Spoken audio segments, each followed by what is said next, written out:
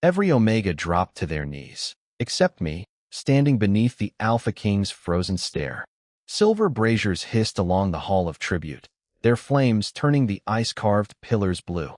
The stone beneath my boots leached warmth through the worn leather, while hundreds of wolves held their breath so completely that I heard wax spit from the chandeliers.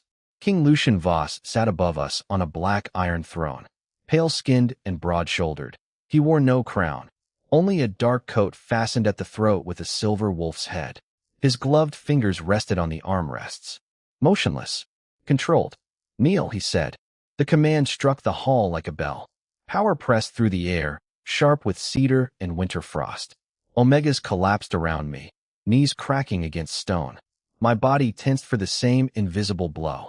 It never came. I remained upright. A woman beside me tugged desperately at my skirt. "Elara," she breathed. "Get down." I tried. I bent one knee, expecting the king's will to drag me the rest of the way. Nothing touched me. Nothing claimed my muscles or lowered my head. Across the hall, Lucian leaned forward.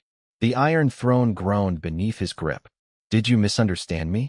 His voice was quieter now. That made the guards reach for their swords. "No, your majesty." My words left a white mist in the cold chamber. "Then kneel." Again, his power rolled over the assembly. The braziers shuddered. Every bowed Omega flattened closer to the floor, but I felt only a faint chill brush my cheek. I lowered myself by choice, yet before my knee reached the stone, Lucian stood. "Stop." I froze in a half-crouch. His boots descended the steps one measured strike at a time. He passed nobles who would not lift their eyes and soldiers who watched me as if I were a blade hidden inside human skin. He halted within arm's reach. Up close, I saw the thin white scar disappearing beneath his right glove and the flecks of steel in his gray eyes. His scent should have forced submission from me. Instead, it smelled like snow covering a locked door. "Name?" "Elara Wynn." "Pack?" "None." A murmur moved through the hall. Lucian's gaze traced my face, searching for mockery, fear, perhaps the mark of some rival alpha. I gave him none. His jaw tightened. "You stood before your king. Your command did not reach me." The closest guard drew his sword. Metal whispered against leather, and torchlight slid along the blade. "Treason demands death." Lucian turned his head by a fraction. "Put it away." The guard obeyed at once. Lucian looked back at me, and for the first time his perfect stillness cracked. His nostrils flared. His fingers closed around my wrist, not painfully, but with the certainty of a lock turning. "Do you know what happens to those who resist me?" I wasn't resisting. That answer disturbed him more than defiance would have. The pulse at his temple beat once. Twice. Around us, fur-lined robes rustled as the court waited for an execution. Lucian released my wrist, but his gaze remained fixed there, as though he expected to find proof beneath my skin. "Clear the hall," he ordered. The nobles rose and retreated. The Omegas were hurried toward the bronze doors. I moved with them until two guards crossed their spears before me. Lucian returned to the first step of his throne, placing height and iron between himself and everyone else. "Not her." The doors boomed shut, trapping the smell of smoke and cold metal inside. I faced him across the emptying chamber. "Am I condemned?" Lucian studied me in the sudden silence. A king known for executing threats had found one he could not command, and suspicion sharpened every line of his face. Yet when he spoke, he chose the one punishment no witness had expected. "Take Elara Wynn to the palace," he said. "Confine her under my personal seal. No one questions her. No one touches her. No one takes her from me." The guards surrounded me, but Lucian watched them more closely than he watched his prisoner. As they led me beneath the raised spears, I heard his boots follow. He had spared my life. Now I needed to know why that seemed to frighten him more than killing me would have. The interrogation room smelled of hot iron and extinguished candles. Blue fire trembled behind a grated hearth, casting narrow bars of light across a black oak table. I sat on one side with my hands unbound. Lucian stood on the other, his right glove resting beside 6 silver instruments arranged in a perfect line. No guards remained inside. He had searched the chamber himself, tested both locks, and tasted the water before allowing it near me. "Lie to me," he said. I watched steam curl from the cup between us. "About what?" "Anything. I came to winter tribute because I enjoy kneeling." A silver needle quivered inside a shallow bowl. It was supposed to react to a racing pulse, yet its point remained fixed. Lucian's eyes narrowed. He crossed the room, pressed 2 fingers beneath my jaw, and counted silently. His touch was cool. Mine had not betrayed me. Again, your palace feels welcoming. Nothing moved. Lucian released me and paced toward the shuttered window. His boots struck stone in measured beats, but one hand opened and closed at his side. The needle detects deception in every wolf who enters this room. Then perhaps it dislikes me. Everything obeys rules. He turned, especially Omega's. The hearth popped behind me. Orange sparks flashed against his pale face before dying on the floor. Lucian returned to the table and leaned closer, searching my eyes as though truth might leave a visible stain. Who trained you to hide your heartbeat? No one. Which alpha sent you? None. Why can't I command you? I don't know. Each answer struck the room and vanished without proof. Lucian seized the table's edge, though it gave a low creak. Stand. Power filled the command, thick enough to make the candle flames flatten. I stayed seated because I chose to. His gray eyes sharpened. Come to me. My pulse remained steady beneath his fingers when he tested it again. Tell me you fear me. I won't lie merely to make your instruments useful. His hand tightened beneath my chin, then stopped. I lifted my palm and moved it away from my throat. This time he let me. You cannot measure honesty by forcing it, I said. Lucian stared at the hand that had displaced his. No one in Veyrholm touched a king without permission, but suspicion had cost him control of the question, and I refused to return it cheaply. Remove your glove. The command failed, yet he obeyed after a long silence. Inch by inch, black leather peeled from his right hand. A white scar crossed his palm and curved around his wrist, raised and rigid beneath the blue light. His fingers trembled once before closing. Satisfied? No, I reached across the table. Lucian caught my wrist before I touched him. A growl vibrated low in his chest, deeper than any human voice, and the room suddenly smelled of cedar, steel, and wild snow. His wolf pressed close beneath his skin. I could see it in the silver spreading through his eyes. Release me, I said softly. His grip opened. That shocked him. It shocked me more. I placed 2 fingertips against the scar. The flesh was cold and rough, but warmth slowly gathered beneath my touch. Lucian's breath stopped. So did the growl. The silver withdrew from his eyes, leaving only gray. Somewhere beyond the walls, a bell rang the midnight hour, each note rolling through the stone. Inside the room, his wolf made no sound at all. Lucian turned his hand beneath mine, trapping my fingers against his palm, not violently, but with unmistakable possession. What did you do? Nothing. My wolf has never been silent. His thumb pressed over my knuckles as if he feared the quiet would vanish if he released me. I pulled once. He held on. Then let go and see whether it returns. Lucian looked from our joined hands to my face. The paranoid king who trusted neither blood nor oath had found something his instruments could not judge and his power could not bend. He swept every silver tool from the table. Metal clattered across the floor. The interrogation is over, he said. You will remain in the chambers beside mine until I understand this. And if I refuse? His grip loosened, leaving the choice physically mine, but his gaze turned colder. Then I will spend every waking hour learning how to make you stay. That night, Lucian did not sleep. From the corridor outside the chamber, I heard the muted rhythm of his footsteps moving back and forth, never settling. Near midnight, he finally entered without his coat. The palace had gone quiet, and moonlight silvered the scar across his palm. My father gave me this, he said. I did not ask why. He continued anyway. When I was 17, the old council tried to bind my wolf before I inherited the throne. They believed a king who could not be controlled was a threat. He held his hand beneath the moon. The ritual failed. The scar remained. So did the fear. For the first time, Lucian looked less like a king and more like the boy who had survived one.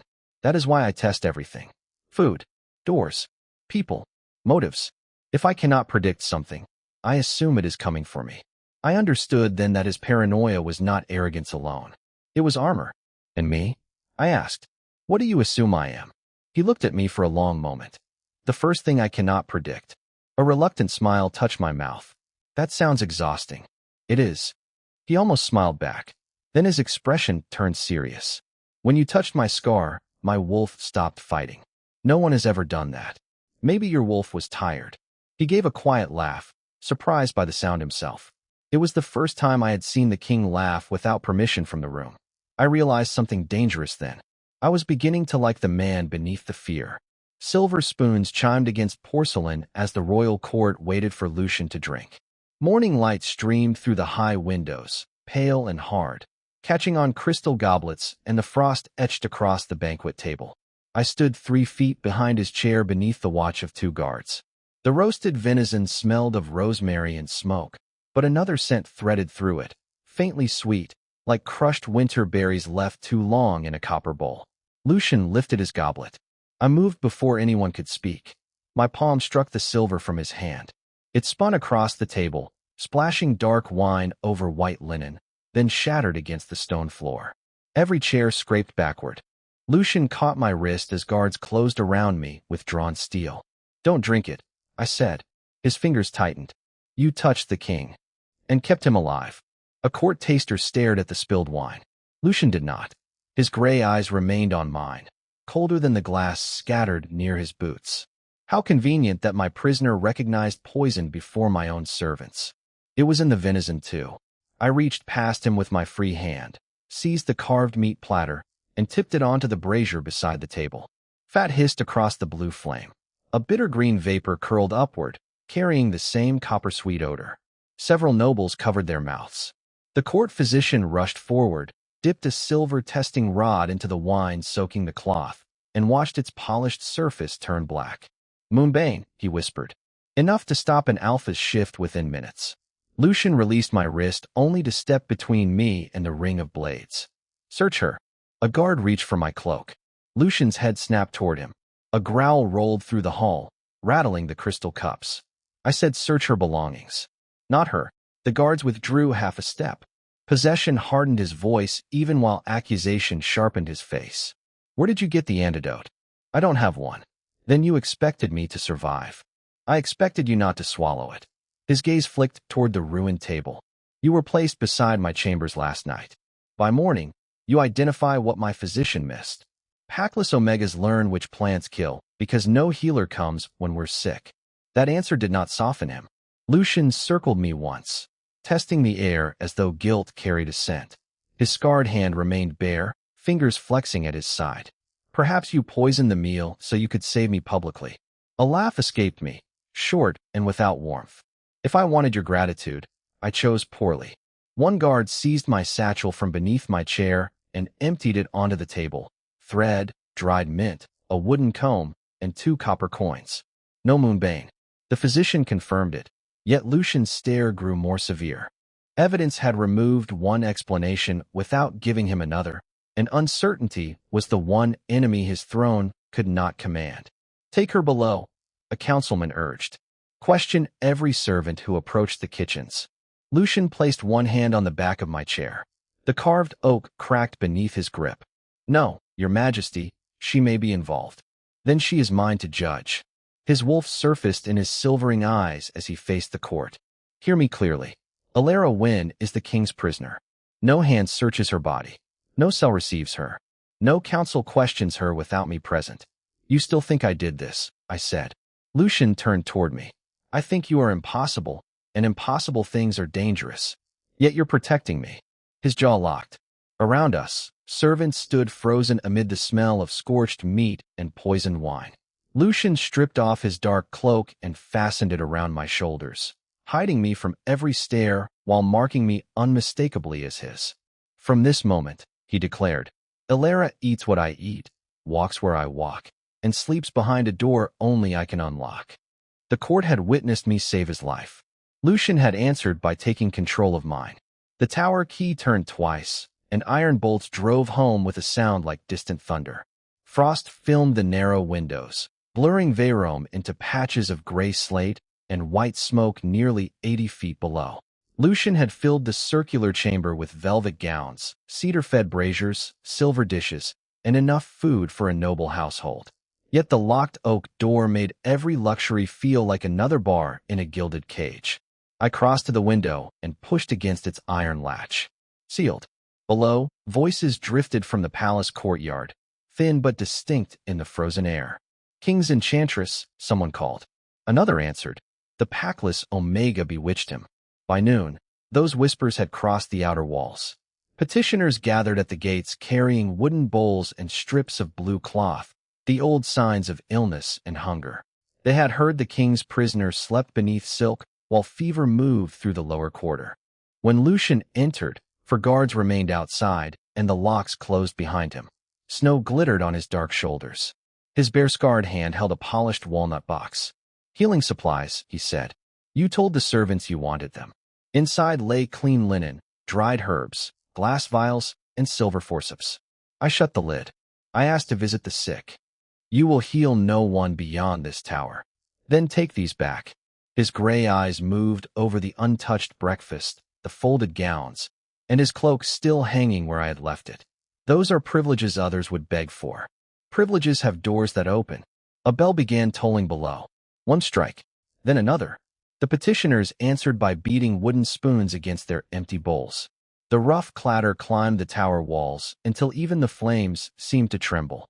Lucian strode toward the window, but I stepped between him and the glass. "They believe I bewitched you because you hid me here. Let them believe it. Rumors cannot reach you behind stone. They can reach every packless Omega accused of resembling me." His jaw shifted. "You are not leaving." I lifted the walnut box and walked past him. Instead of approaching the locked door, I pulled the bell cord used to summon attendants. The chime rang through the tower. When the guards opened the door, I carried the box into the spiral stairwell. Lucian caught up within 3 steps and closed his hand around the railing ahead of me, blocking the descent without touching me. Cold air spiraled upward, carrying chimney soot and the medicinal bite of boiled willow bark from the courtyard. "Return to the chamber," he said. No alpha power sharpened the word he gave me next. "Obey." The command passed through me like wine through an open gate. I descended 1 more step. Lucian's pupils narrowed. Behind him, the guards lowered their eyes. "You cannot order me into gratitude," I said. "And you cannot call a cage protection simply because its blankets are warm." Below us, the palace doors opened onto the petitioners. Their clattering bowls fell silent when I emerged beside the king. I placed the walnut box on the icy steps, opened it, and raised my voice. "I refuse the king's private gifts while his people wait untreated. Let me work in the lower quarter, or give these supplies to someone who will." Hundreds of faces turned toward Lucian. His possessiveness had become public evidence against him. Keep me locked away, and his people would see a ruler hoarding both medicine and healer. Release me, and he would surrender the control he had claimed before the court. Ice cracked beneath his boot. His scarred hand closed, then slowly opened. 6 royal guards, he said. You returned before sunset. 2 guards, and the tower remains unlocked. A murmur swept across the courtyard. Lucian stepped close enough that only I heard the gravel in his voice. You bargain with a king as if you hold the power. I looked past him at the open palace doors. Today I do. For 3 long breaths, his wolf flashed silver in his eyes. Then Lucian took the tower key from his belt and pressed it into my palm. The door remains unlocked, he announced. Elara Wynn will treat the lower quarter under the crown's protection. The bowls struck stone again, but now the sound rolled like applause. Lucian had chosen his people and released me from the tower. Yet as his fingers closed over mine around the key, his next words carried no surrender. Go heal them, impossible Omega. Before sunset, I will decide how to keep you without locking a single door. The next morning, Lucian took me beyond the palace walls under the excuse of inspecting the lower quarter. He wore a plain black coat instead of royal armor. No crown, no ceremonial guards. For the first time, people looked at him without immediately kneeling. Children followed us through the market, curious about the king who carried his own basket of winter apples. A baker's wife complained that royal inspectors had doubled her tax. Lucian listened instead of interrupting. Then he asked for the ledger. She handed it to him with shaking fingers. He discovered the increase had never been authorized. He ordered it removed on the spot. When we left, I said, you were different today. Was I? You listened. I listen. You investigate while people are still talking. He gave me a sideways glance. That is an accusation. It is. He smiled. The moment felt strangely ordinary. At the edge of the market, an old woman caught my wrist and pressed a blue stone into my palm. Your mother carried one like this, she whispered. My breath stopped. Lucian saw my face change. He dismissed the guards with one look and waited until we were alone. The stone was warm despite the snow. A crescent was carved into it, the same symbol I had seen on my childhood bed. "You know this mark?" I said. Lucian's expression hardened. "I have seen it in my father's sealed records." Before he could explain, an arrow struck the wooden post beside my head. Lucian moved instantly, pulling me behind him. Another arrow shattered the market lantern. People screamed. He wanted to command me to stay behind him. I could see the order forming in his eyes. Instead, he said, "Tell me what you need." I pointed toward the alley. A clear path. He created one without asking me to kneel. We escaped together. For the first time, he protected me without controlling me. For the first time, I trusted him without being forced. A brass execution bell rang across the lower quarter, scattering pigeons from the infirmary roof. Its iron note rolled through alleys heavy with coal smoke and boiled willow bark, while my patients lowered their eyes. Near the doorway, one of Lucian's guards murmured that the king's personal servant would be sentenced at sunset for carrying Moonbane into the royal kitchen. I kept wrapping a child's fevered wrist until the servant's name followed. Tomas. That morning, I had seen him use his left hand to steady Lucian's chair because his right arm was bound against his chest. Yet the written accusation, displayed beneath the infirmary awning, claimed he had carried a heavy wine crate alone. I read it twice. The parchment crackled between my fingers, and red sealing wax flaked onto the snow. Beside the signature sat an inventory mark, 3 short strokes made in blue chalk. The same mark appeared on medicine crates stacked inside the infirmary. Their porter explained that it belonged to the Western storehouse crew, never the palace household. I opened one crate. Beneath the sharp scent of mint and vinegar lay a folded delivery ledger, included by mistake. Its rough pages showed the poisoned shipment entering through the western gate 2 hours after Tomas had been confined beside Lucian's chambers. This was no whispered suspicion. The times, seals, and witnesses were recorded in black ink. I took the ledger and walked back to the palace before sunset. Lucian waited in the judgment chamber beneath a ring of white candles. Tomas knelt before the throne, his injured arms strapped tightly beneath a gray tunic. The councilman stood nearby with the signed sentence. "You returned early," Lucian said. His gaze dropped to the ledger under my arm, then to the snow melting from my boots. "Release him." The councilman stiffened. Lucian did not blink. "That was not a request." "It wasn't yours," I said. I crossed the polished floor and placed the ledger over the death order. Paper scraped paper in the silent chamber. The shipment entered through the western gate, while Tomas was already under guard. He could not have carried it, and his injured arm proves the confession describing that act is false. Lucian examined the entries. Candlelight sharpened the white scar across his bare hand as he turned each page. Why would he confess? Because your questioners told him certainty mattered more than truth. Lucian's eyes rose slowly. Choose your next words carefully. You signed an execution because doubt offended you. The councilman stepped between us. Your Majesty, the Omega wants freedom in exchange for a convenient ledger. Lucian looked at me, his voice dropping low. Is that what you want? Your freedom? The tower key rested in my pocket, cold against my hip. I set it beside his signature. No bargain, no reward. Judge him fairly because he is innocent, not because I belong to you, and asked nicely. Something moved beneath Lucian's expression, too controlled to name, but his scarred fingers curled around the key without taking it. And if clearing him weakens my authority? Then your authority was resting on the wrong man's neck. Lucian rose. His chair whispered over stone. For one breath, silver touched his gray eyes, and every wolf in the chamber bowed except me. Then he took the death order, tore it through his own royal seal, and let both halves fall. Tomas is absolved. Release him now. The guards cut his restraints. Lucian descended from the dais and stopped before his servant, not before me. I signed this because suspicion was easier than uncertainty, he said. My paranoia nearly killed an innocent man. No one moved. An Alpha King had just broken his own judgment publicly, and the sound of torn parchment seemed to linger longer than the execution bell. Lucian turned to me. You refused freedom when you could have taken it. I refuse to let justice become your gift to me. His hand closed around the tower key, then pressed it back into my palm. Keep it. From this hour, no lock in my palace answers against you. Tomas walked free, but Lucian's certainty did not return with him. The king who had tried to possess me now stood before his court stripped of infallibility, and his next command was aimed at himself. "Reopen every sentence I signed in suspicion," he ordered. "If she can face my worst truth without kneeling, then so will I." The attack changed everything.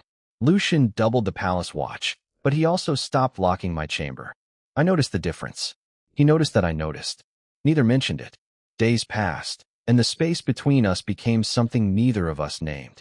We shared late meals after council sessions. He began asking my opinion before issuing orders. I began waiting for the sound of his footsteps without admitting why. One night, snow covered the palace gardens, and I found him standing beside the frozen fountain. "You should be asleep," I said. "So should you." I was thinking, "That is dangerous." I laughed. He looked at me for a long moment. "Do you know what my wolf does when you leave the room?" "No, it waits." The words were quiet. I felt warmth rise beneath my collar. "That sounds possessive." "It is." He did not hide it. "But I am learning that wanting you near me does not give me the right to keep you near me." I stepped closer. "And what do you want?" His eyes dropped briefly to my mouth, then returned to mine. "A choice I can trust." I reached for his scarred hand. He let me take it. Our fingers intertwined, and the bond warmed without forcing either of us to move. Then he pulled away. "If I kiss you now, I will want more than I should ask for." I was startled by his honesty. "Then ask." He shook his head. "Not until you can answer without wondering whether the king expects it." I realized he was giving me something more intimate than a kiss. He was giving me room to choose. I touched his cheek instead. "Then wait." His eyes softened. "I can wait." Behind us, snow fell silently into the fountain. For the first time, our attraction was not about scent, power, or fate. It was about restraint. 3 Omegas will die by moonrise unless the king sends us his impossible prisoner. The message lay open on the council table, its coarse parchment dusted with black pine needles. Candle smoke stung my eyes, and sleet tapped the tall windows like fingernails. Beside the letter rested 3 braided cords cut from the missing Omega's cloaks. The councilmen pushed a map toward me. "They demand an exchange at the abandoned moon shrine. You enter alone. Once their leader shows himself, our archers close the road." Lucian swept the map from the table. Wooden markers scattered across the floor. "No." His gray eyes had gone silver, and the scar on his right hand gleamed white against his clenched fist. "Send soldiers." "They promised to kill 1 hostage for every armed wolf they sent," the councilman replied. "Then find another way." "There isn't time." Lucian ordered the chamber cleared, but I stayed while Boots receded beyond the doors. He checked both windows, searched beneath the table, then turned the key in the lock out of habit. I placed my tower key beside his hand. "Open it." "This is not your choice. 3 lives make it mine." The brass lock clicked beneath his fingers. "They want you because you can resist me. That means they know what you are." "I don't know what I am." "Exactly." Lucian crossed the room and gripped my shoulders, holding me as if stone walls might steal me. Cedar and cold iron filled each breath between us. "I will not trade you." "You aren't trading me." "I'm going." His command struck next, powerful enough to extinguish 2 candles. "Stay." Nothing in my body moved except by my will. I stepped back from his hands. "You cannot protect me by making their deaths acceptable." At dusk, I entered the moon shrine alone. Snow creaked beneath my boots. Ruined columns rose from the clearing like broken teeth. The 3 Omegas knelt near the altar, bound but alive. A hooded wolf stood behind them with a silver basin in his hands. "Heal them," he said, pointing to shallow ritual marks painted across their wrists. Their breathing came fast, and a gray pallor had spread over their faces. "Release them first. Give them your strength, and they walk free." I knelt, pressed my palms over the nearest Omega's cold hands, and let warmth move through me. Golden light flowed beneath her skin. She gasped. The other 2 leaned toward me, shaking. By the time the 3rd Omega's color returned, my fingers had gone numb and the shrine tilted around me. The silver basin flashed. Symbols carved along its rim drew the last golden threads from my palms before shattering against the altar. The 3 captives stumbled free. I reached for the smallest cut on my own wrist and summoned healing. Nothing answered. Not warmth. Not light. Only cold skin beneath colder fingers. The hooded wolf vanished between the pines as royal guards flooded the clearing. Lucian arrived behind them in half shift, his dark coat torn at one shoulder, frost melting across his pale face. Too late to prevent the exchange. Too late to preserve what I had given. He dropped beside me and enclosed my hands in his scarred ones. Heal yourself. I tried again. The silence inside my palms felt wider than the winter sky. I can't. Lucian stared at the rescued Omegas, then at the broken basin. His guards had secured the road. His archers had surrounded the shrine. Every order had worked, yet none had protected the one person he had tried hardest to control. His forehead lowered against my knuckles. I locked doors, posted guards, and watched every shadow. He said, each word rougher than the last. I thought possession could keep you safe. The rescued Omegas were led toward warm carriages while he remained on his knees in the snow. When he lifted his face, the silver in his eyes had vanished. I love you, Elara. His thumb passed over my lifeless palm, and I learned it one moment too late. Blue flames bent toward the broken basin when Lucian carried it into the royal physician's chamber. Snowmelt darkened his coat, and the sharp scent of crushed herbs caught in my throat as I followed, my powerless hands wrapped in linen. He barred the door himself, set the silver fragments beneath a magnifying lens, then drove his scarred palm onto the table. Tell me what they stole from her. The court physician scraped golden residue from a shard. It brightened against a drop of my blood, forming a crescent threaded by 3 fine lines. His instrument slipped from his fingers and clicked against the glass tray. This mark predates the Alpha Throne. Lucian moved between me and the physician. Explain. The first Omegas of Veyrholm carried it. Alpha commands could not bend them. Their bonds formed only through willing choice, never rank, force, or a royal claim. The room seemed to contract around Lucian. Fire snapped behind the grate. Bitter smoke curled beneath the copper lamps. I looked at the faint crescent glowing inside the vial. Then my immunity was never a defect. No, the physician said. It was inherited. Lucian's bare hand closed around the table's edge. The wood split with a dry crack. Why were they erased from the histories? The physician fitted 3 fragments together. Tiny letters ran around the basin's inner rim, simple enough to read once the blood illuminated them. When blood ends command. Beneath the inscription sat the seal of the royal council. Lucian went utterly still. I recognized that seal from the decrees he had torn open after freeing Tomas. But this stamp was older, pressed deep into tarnished silver. The basin was made to strip their gift, the physician said. Not merely healing. Authority could never take root in them. Lucian gathered every shard into the walnut medicine box, closed it, and walked out without summoning guards. I followed him through corridors washed in moonlight until he entered the record hall. Instead of ordering me behind him, he placed the master key in my hand. You open it. The iron lock resisted, then yielded with a heavy clang. Dust and cold parchment scented the darkness beyond. Lucian pulled sealed council rolls from the oldest shelf while I matched the basin's seal to their wax. One decree bore my family name. By royal authority, the Wynn household was condemned as traitors after refusing the binding command. The witness signature belonged to the same council office now directing Lucian's court. Beneath it, one surviving note stated the true reason. If a Wynn Omega freely bonded with an Alpha, every compelled bond in Veyrholm could be broken.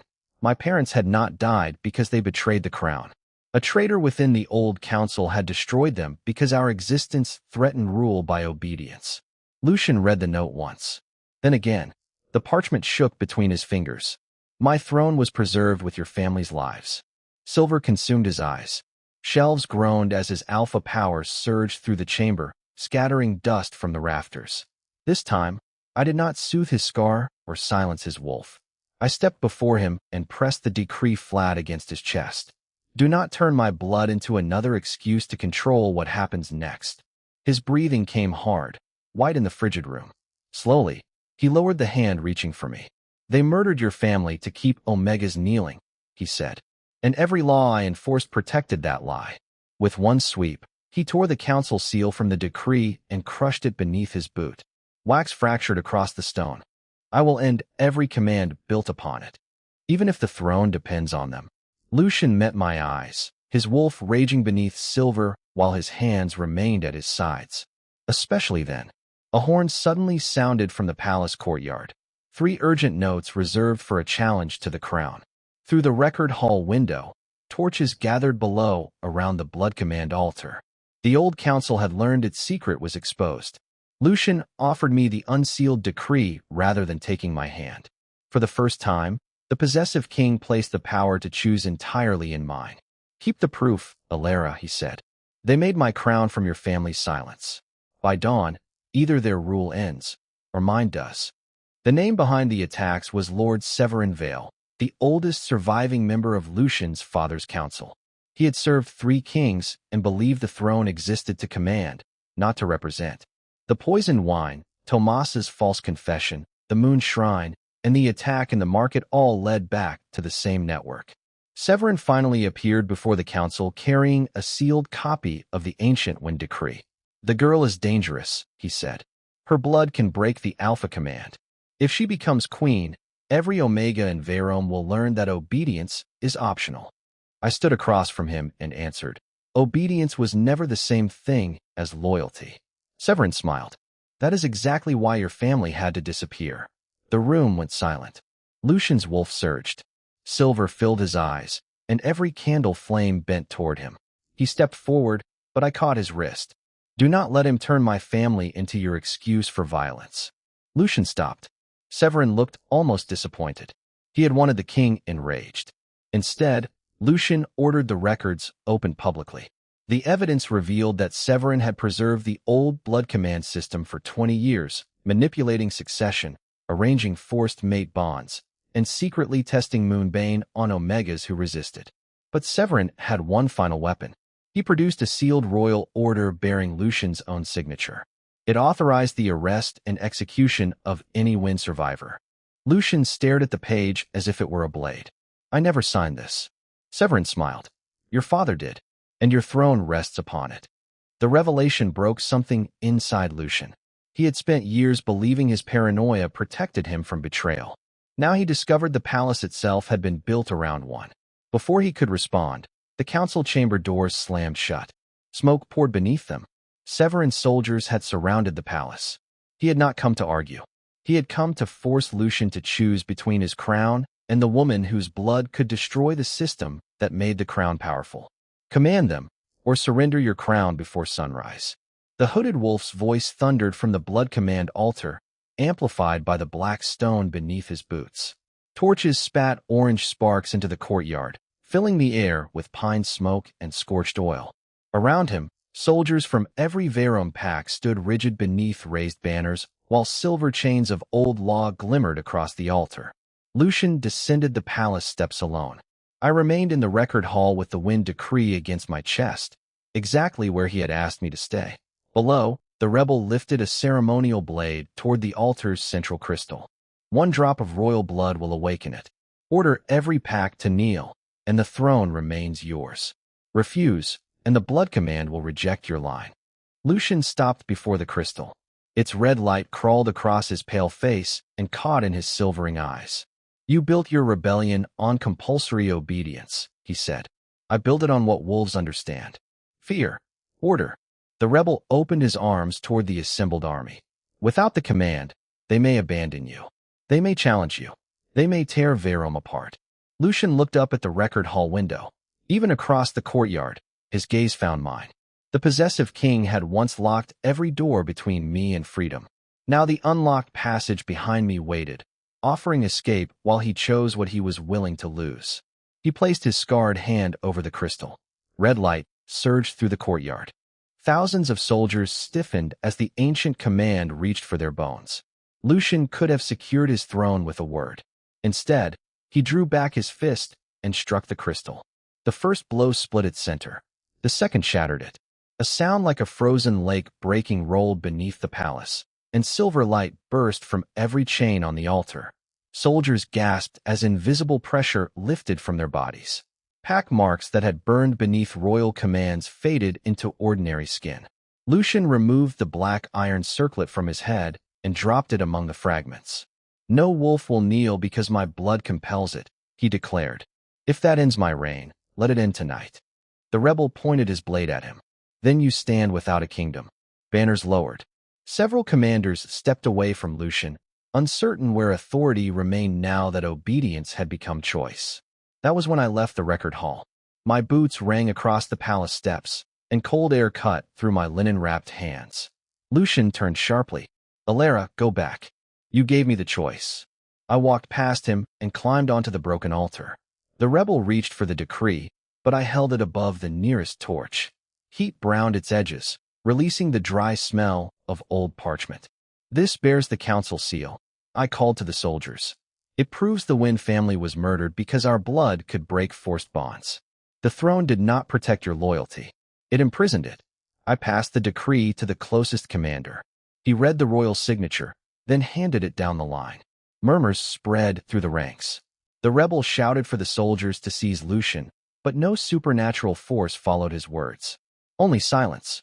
I faced the army. Lucian destroyed the power that guaranteed your obedience. If you stand with him now, no command can make that decision for you. The commander drew his sword. Lucian shifted in front of me, but the blade turned away from us and pointed toward the hooded wolf. One by one, steel followed. The entire courtyard changed sides without kneeling. Royal guards surrounded the rebel while the soldiers raised Lucian's banner again, not above a compelled king, but beside a man who had surrendered control. Lucian looked at me through drifting silver dust. You came back. I chose to. Those 3 words struck him harder than any challenge. Yet the shattered circlet lay between us, and morning would bring a kingdom free to confirm or reject him. Before Lucian could claim a crown or ask for anything from me, he would have to face both choices without command. Severin captured me before Lucian could reach the West Wing. I woke inside the old ritual chamber beneath the palace, where the walls smelled of ash and ancient stone. Silver chains circled my wrists, but they did not burn. Severin watched from the altar. Your king will come, he said. That is the point. You misunderstand him. No, I understand him perfectly. He would destroy the kingdom to keep you. Then you have never understood him at all. The chamber doors opened. Lucian entered alone. His armor was gone. His sword remained sheathed. Severin raised the blood command blade. Kneel, your majesty. Lucian did not. Release her. Command her to surrender. Lucian looked at me. I could see the old instinct in him. The urge to order, to control, to end uncertainty with power. Then he did something Severin had not anticipated. He dropped his sword. I will not command her. Severin laughed. Then you lose. No, Lucian said. I choose. He turned toward me. Elara, I need you to trust yourself. The chains around my wrists began glowing. My moonborn power rose, not because he called it, but because I chose to answer. The silver links cracked. Severin's expression collapsed. No, I stepped free. Lucian did not touch me until I crossed the distance myself. I placed my hand against his scar. The old wound opened with silver light, and the blood command system shattered through the palace like breaking glass. Every forced bond connected to the ancient altar released at once. Severin fell to his knees, not because Lucian commanded him, but because his own power had vanished. Lucian looked at me. Are you hurt? No. Do you want to leave? I looked at the open chamber doors. No, his breath caught. Are you sure? I am sure. Only then did he touch my face. The kiss was gentle, brief, and entirely chosen.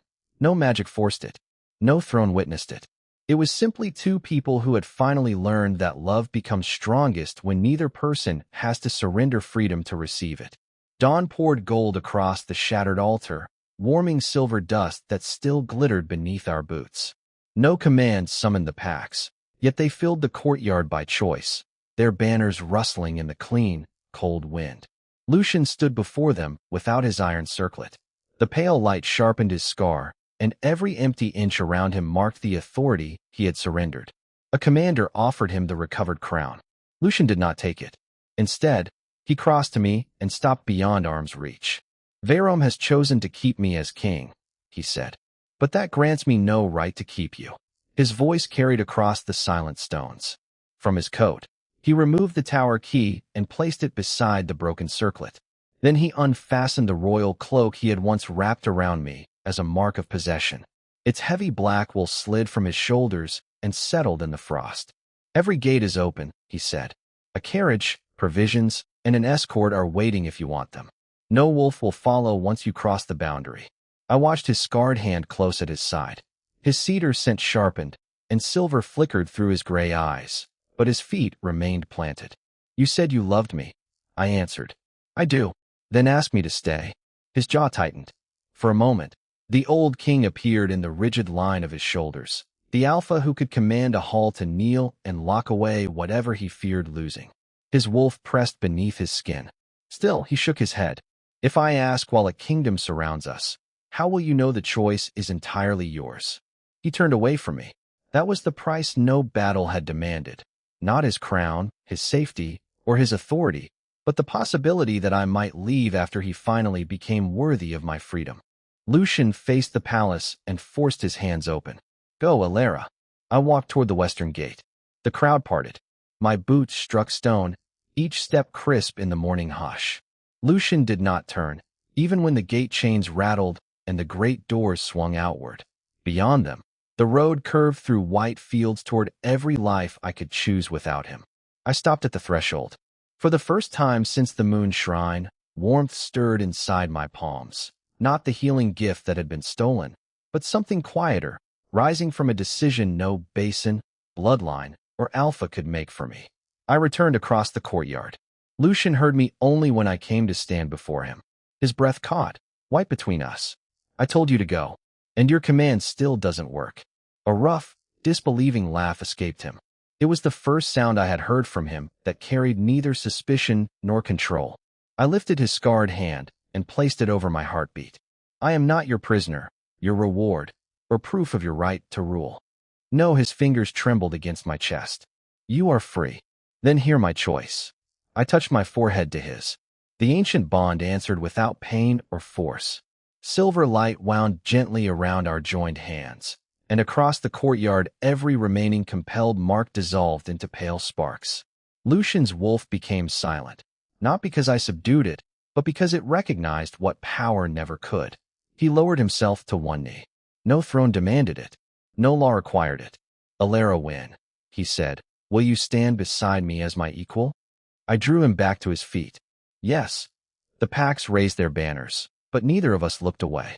Lucian left the broken crown on the ground and walked with me into the palace, our hands joined and every door open. The one thing he could never possess became the only love he was finally free to keep. Months later, the Hall of Tribute no longer required Omegas to kneel.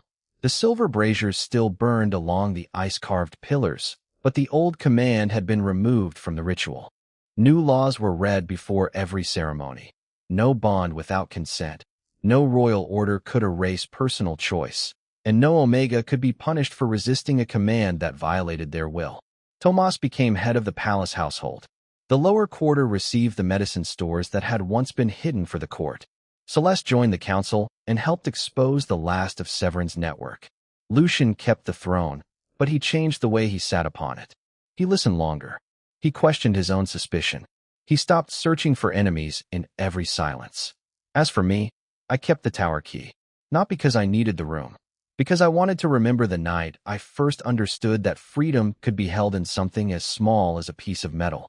One winter evening, Lucian found me in the palace garden beneath falling snow. He held out his scarred hand. Still impossible. Always. He smiled. Good. I placed my hand in his. The bond warmed. Not a chain. Not a command. A choice. He had once been a king terrified that losing control meant losing everything. I had once been an Omega terrified that being loved meant becoming someone's possession. We were both wrong.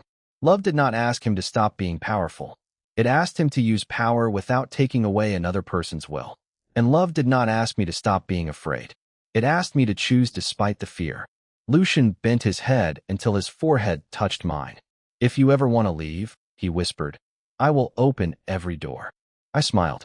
And if I stay, then I will spend the rest of my life making sure you never forget that you could have walked away. I squeezed his hand. That is why I am staying. Beyond us, the palace doors stood open to the winter night. For the first time, neither of us needed them locked.